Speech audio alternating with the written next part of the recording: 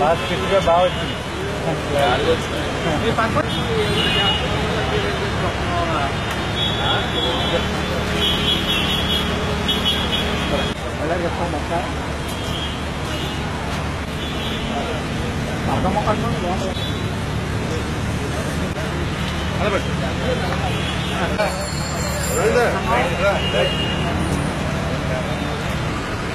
ఈరోజు కాలుష్యాన్ని నివారించి వాతావరణంలో వస్తున్నటువంటి ఉష్ణోగ్రతలు కానీ మార్పులన్నింటినీ కూడా కంట్రోల్ చేసే విధంగా పెద్ద ఎత్తున మొక్కలు పెంచాల్సిన అవసరం ఈరోజు ఒక సామాజిక బాధ్యత.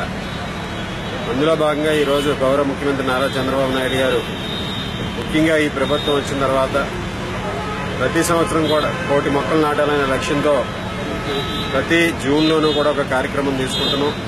అదేవిధంగా ఈ సంవత్సరం కూడా అటువంటి కార్యక్రమం ద్వారా పెద్ద ఎత్తున మొక్కలు నాటడం కూడా ఒక కార్యక్రమంగా తీసుకోబోతున్నాం. అదేవిధంగా ఈరోజు తణుకుపట్నంలో ఆంధ్ర షుగర్స్ ద్వారా మున్సిపాలిటీకి సంబంధించి పట్టణ పరిధిలో మొక్కలు నాటడానికి, వాతావరణంలో మంచి మార్పులు తీసుకురావడానికి కానీ, పట్టణంలో వాతావరణాన్ని ఆహ్లాదకరంగా మార్చడానికి కానీ 1000 మొక్కలు వారు సహకారంతో మొక్కలు నాటే కార్యక్రమానికి ఆంధ్ర షుగర్స్ వారి ఆర్థిక సౌజన్యంతో మున్సిపాలిటీకి చైర్మన్ గారి ద్వారా అందించడం జరిగింది.